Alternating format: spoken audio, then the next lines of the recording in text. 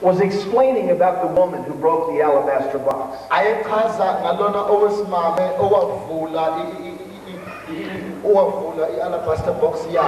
He gave us a clue. He said, those who have been forgiven of much love much. But those who think, really this is the way it really means, those who think they've been forgiven of little, they love little. Amen. All it took was one sin to send us to hell. One little lie. One moment of looking upon another with lust. And we deserve hell. So that means one sin, and we've been forgiven of much. Now, if we can focus and recognize what we've been forgiven for,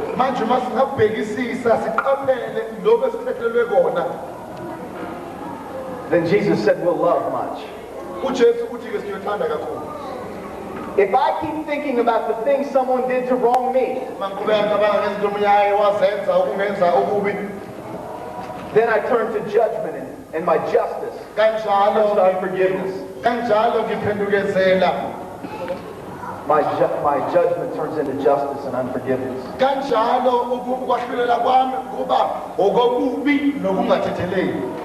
But if instead I think of the things that I've done to others, and not just the sins that I committed, but there are sins that we omit, where Jesus told you to speak to somebody you didn't. Jesus told you something to do and you didn't. All those years you didn't tithe.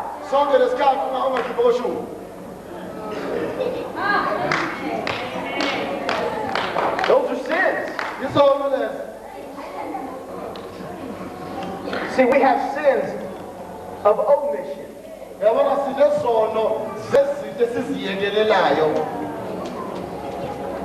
And they're just as much sin. So we need to think about those things, so that we can be thankful and forgive our neighbor, and truly walk in love. Verse 3 says they will be slanderous of others and have no self-control. They'll be cruel and have no interest in what is good. They will betray their friends, be reckless and puffed up with pride, and love pleasure rather than God. These are all signs of what we will see in the church. Pride comes before a fall. And the Bible also says this. It says men resist the proud.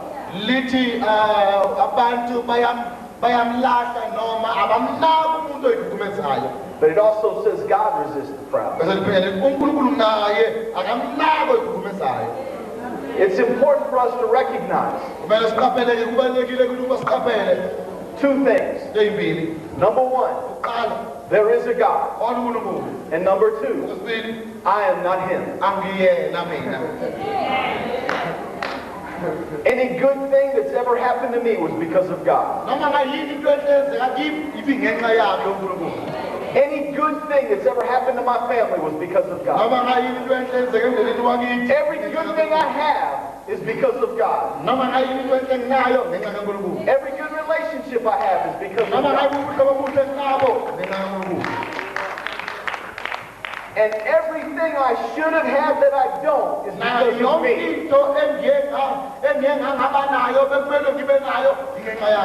Every good relationship that I messed up is because of me.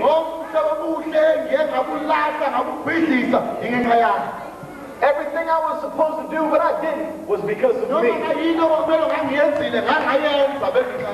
The biggest enemy I have is me.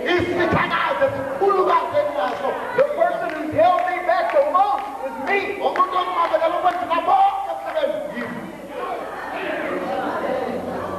What do we have to be proud of?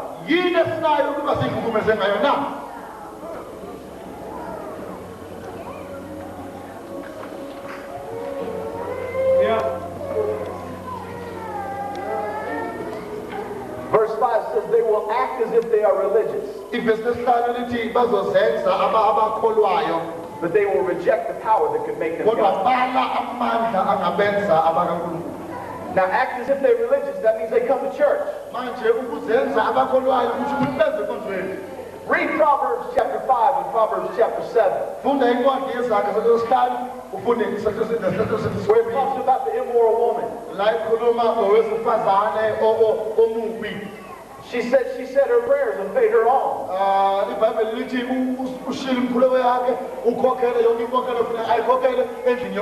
Come on in and lie with me. She appears to be religious, but they reject the power that could make them godly. Now, what is that power? What is the power that could make you godly? What is more powerful than the Word of God? The Bible says it's the traditions of men that make the Word of God of no effect.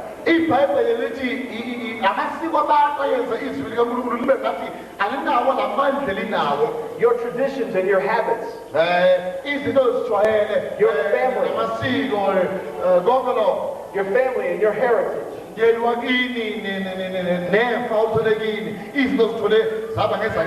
can be more powerful than the Word of God. Unless you embrace God's Word and walk it out. See, just hearing it isn't good enough. We have to hear it. Because faith comes by hearing by the Word of God. We have to hear it. But in order to walk in that power, we have to walk in that Word. I have to do the things I don't feel like doing. I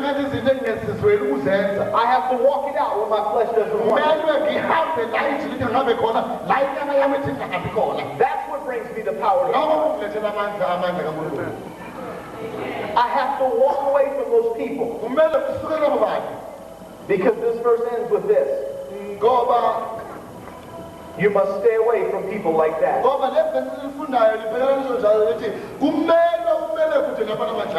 Remember, folks, we're talking about people in the church.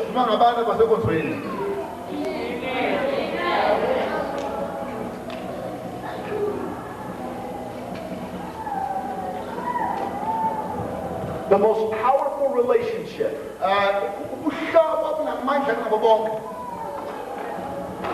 that you have on this planet is the relationship between you and the man that God sent. The second most powerful relationship would be your marriage.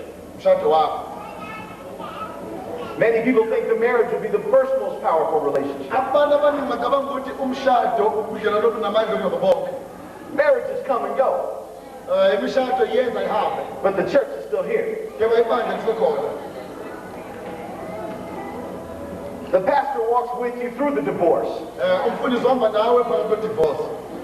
And then walks with you through a remarriage. The pastor is the one that helps minister to the children. And the rest of the family and the rest of the church that are hurt.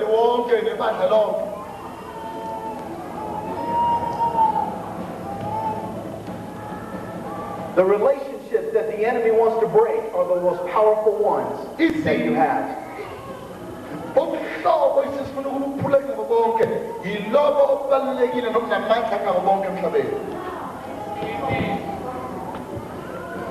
Ephesians chapter 4, verse 29 says this. Don't use foul or abusive language. Let everything you say be good and helpful, so that your words may be an encouragement to those who hear them. Do not bring sorrow to God's Holy Spirit by the way you live. Do you realize it's possible to grieve the Holy Spirit? The Holy Spirit can be very sensitive.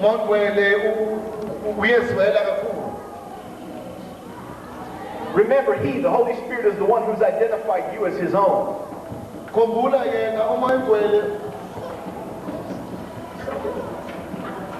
The Holy Spirit is the one who has identified you as His own.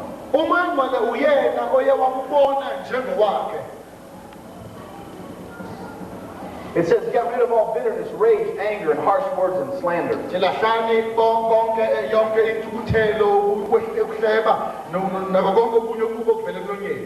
Instead, be kind to each other,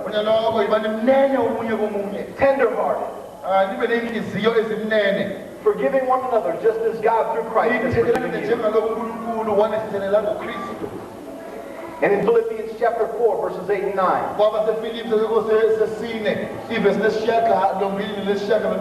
says, dear brothers and sisters, let me say one more thing as I close this letter.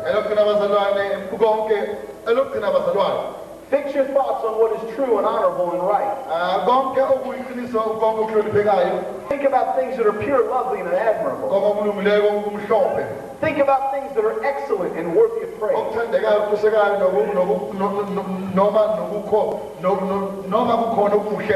Now notice it says to think of these things. If these are the only things we're allowed to think of, then that means we can't talk about it. We can only talk about these. We can only talk about what we're allowed to think about. See, sometimes the truth doesn't need to be said. Because it's not kind, it's not lovely, it's not admirable, it's not of a good report. It's not excellent, it's not worthy of praise.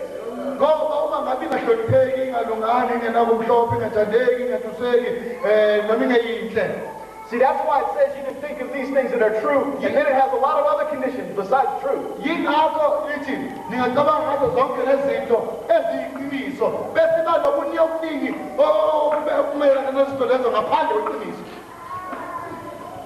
See, I cannot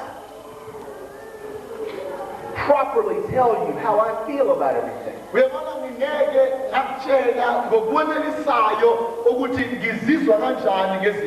Because feelings are liars. And it's not always pure, lovely, and of a good report.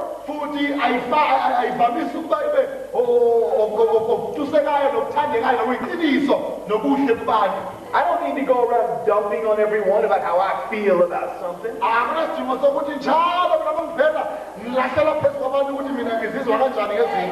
I have to tell you how I feel. No, you don't. You can tell you how to feel. I need to tell myself how to feel. I don't need to tell anybody else how I feel. I'm to take power, authority, and dominion over myself and this earth.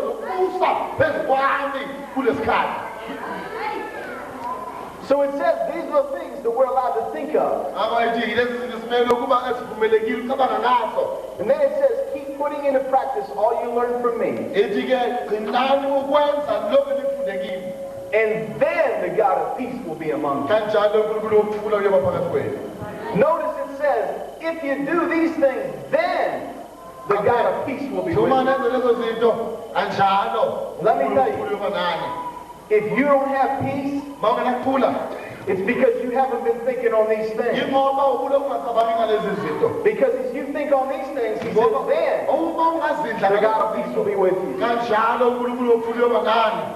See, if you don't have peace, it's because you're thinking of things that are not lovely. They're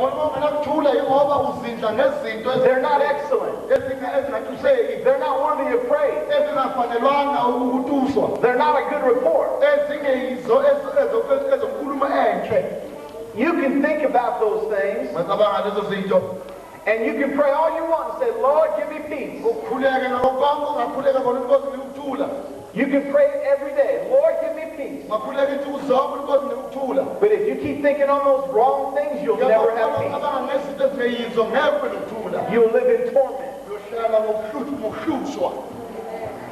The Bible is conditional. It says, if you think on these things, you keep doing what I said, then the God of peace will be with you. In 1 Timothy chapter 6, it says, teach these truths, Timothy. Encourage everyone to obey them.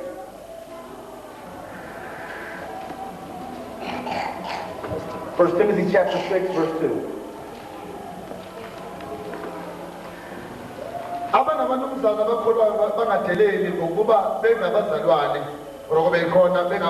bebakhonza kakhulu ngokuba bengakholwanga nabakuthandayo labo abasizakala ngomsebenzi wabo ufundisa lezo zinto uyale ngazo. According to me, I read almost the whole of verse 2. Okay.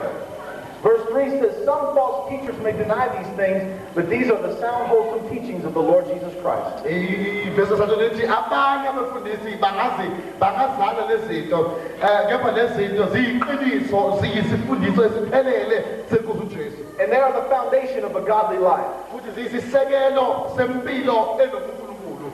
Anyone who teaches anything different is both conceited and ignorant. Noma ngawubani ofundisa okwahlukile uswele ulwazi futhi ukhohlisekile. Such a person has an unhealthy desire to quibble over the meaning of words. Umuntu onjalo unolukuluku olungaphilele kahle lokuphikisana ngencazo yamazwi noma yamagama. This stirs up arguments ending in jealousy, fighting, slander, and evil suspicions. Lokhu kuvusa impikiswano eholela emoneni ekulweni ekuhlebeni naseyinsolweni ezimbi. These people always cause trouble. Their minds are corrupt and they don't tell the truth.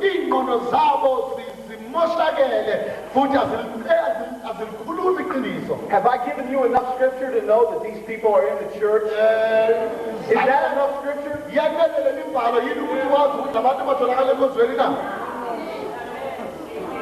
Amen. Now, these little arguments and debates about doctrine and the word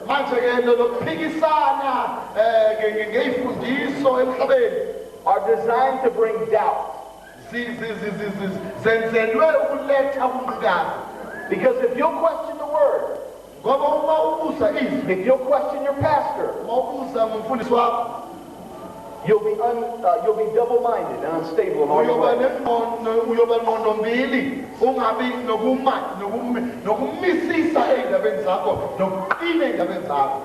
Because faith is the absence of doubt.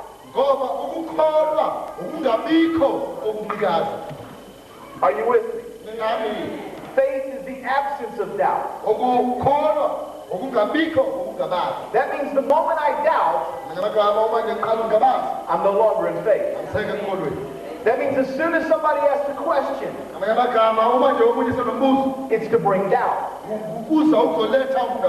Notice how Satan came to Jesus. He said, can't you turn these stones into bread if you're the Son of God?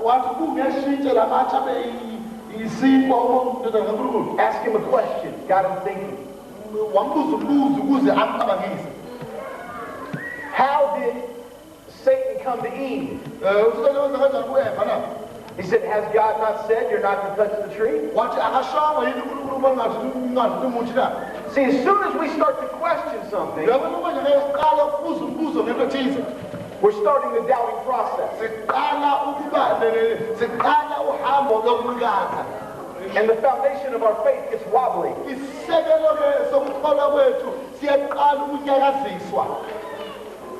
We won't make it.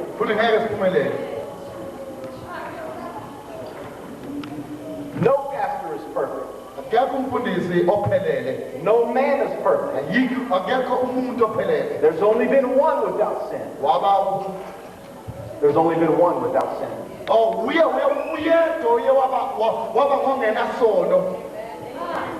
But ask yourself this. If you did everything exactly the way it was preached from this pulpit,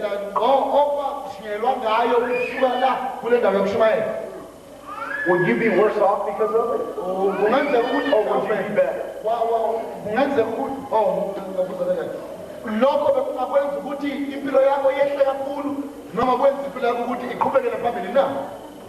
Would you have experienced more hurt or more healing?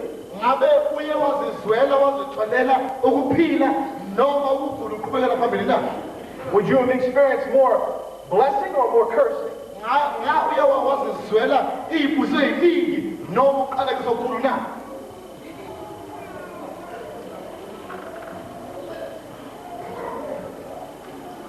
Let me close in the book of Jude. I'm calling what God showed.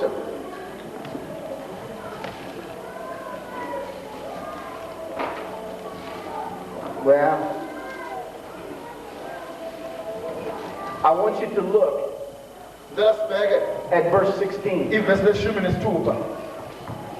These are inveterate murmurers, grumblers who complain of their lot in life, going after their own desires. Their talk is boastful and arrogant.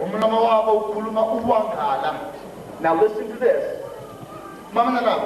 They admire men's persons and pay people flattering compliments to gain advantage. I wanted to show you, just as Satan came to tempt, Satan doesn't come in a red outfit with a pitchfork.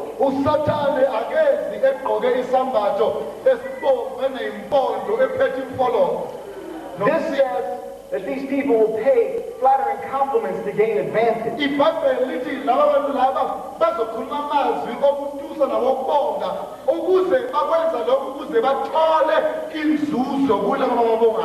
This is what we see with Elijah and Elijah. The sons of the prophet said, leave him. It's time for you to be on your own. His day is over.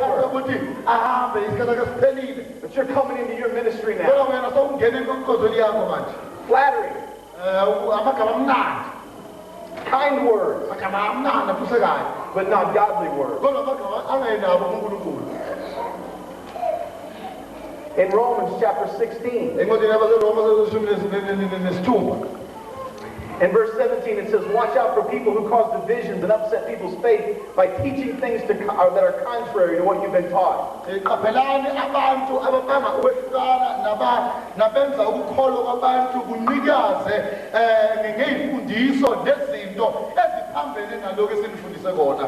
You don't need to debate what you've been taught. We just need to do what we've been taught. It says, stay away from those people. It says they're serving their own personal interests. Listen to this. By smooth talk and glowing words, they deceive the innocent.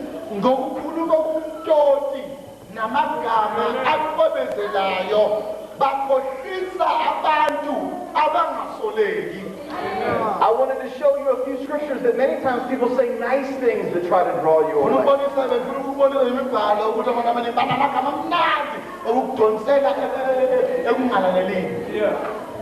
They say, oh, things are so much better over here now. My relationship with God has never been so good. I feel such a freedom and such a peace. Trying to draw you away with smooth talk, glowing words. Your gift would really be used better over here. They're not trying to hold you down over here.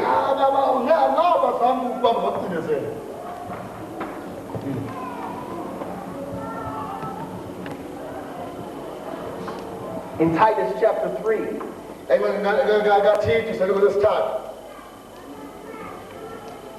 it says in verse 9, don't get involved in foolish discussions about spiritual pedigrees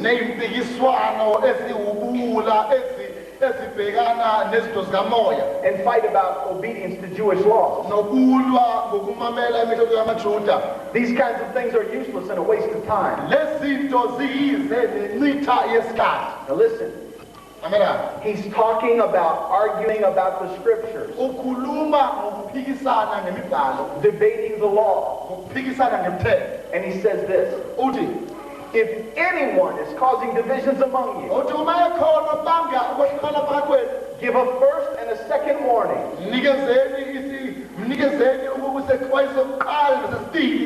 After that, have nothing more to do with that person. For people like that have turned away from the truth. They are sinning and they condemn themselves. He says, stay away from those people. Give them a first and a second warning.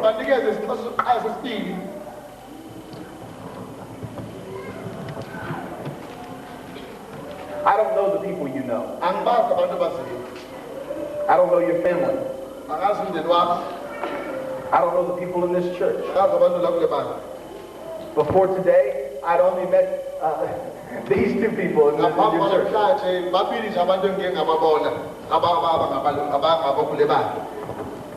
Pastor Elijah prayed with me that I would have a word for you.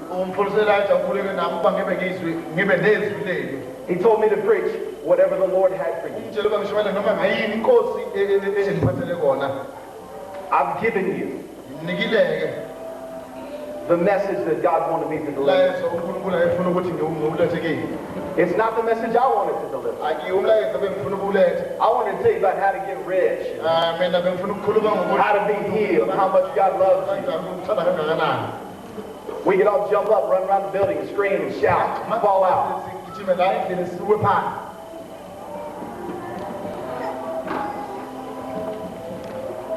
But I believe that the Holy Spirit has been speaking to each and every one of you personally.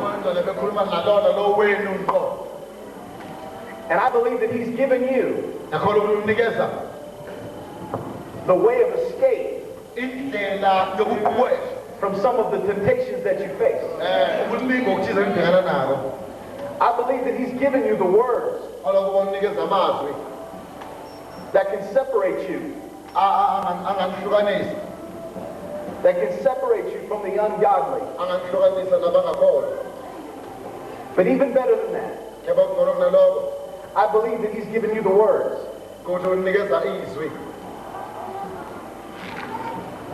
that you can use to help heal and to help bring back into the body those who are deceived. It says that you need to correct them.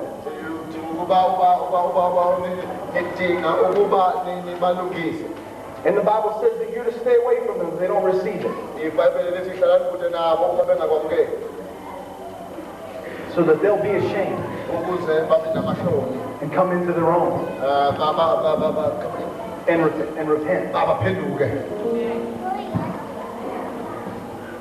I believe the Holy Spirit has spoken to each and every one of you about how you're to operate with one another and about how you're to operate in your relationships.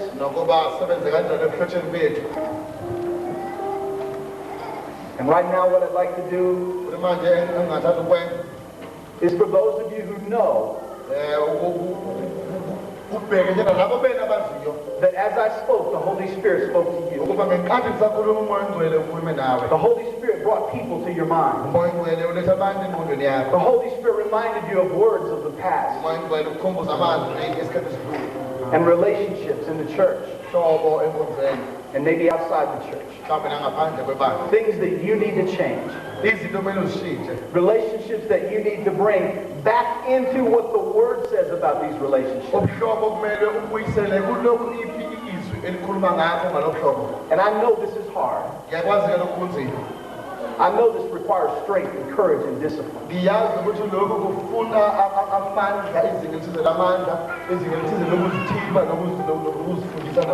And so I'd like to pray with you that you will be able to bring this word into your life and into the relationships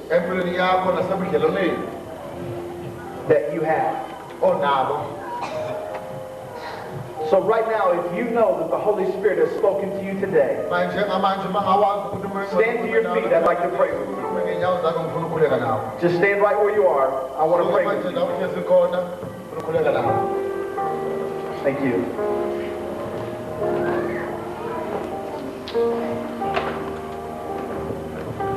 It's our job to keep the body clean.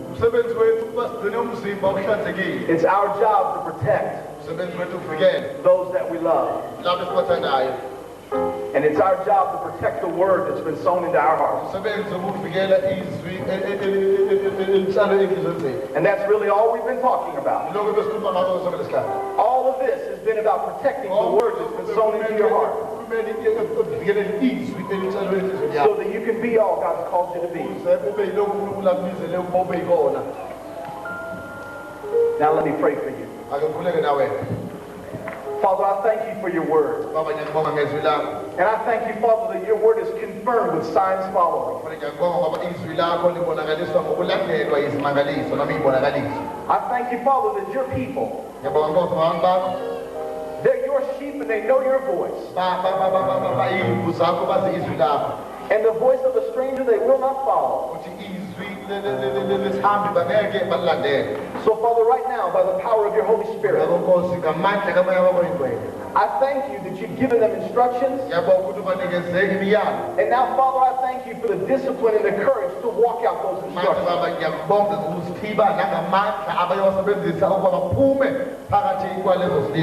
Build them up in their most holy faith.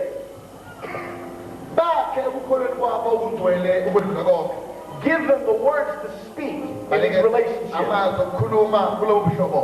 And show them the way that they're to walk, so that they can be worthy of you and your calling on their lives.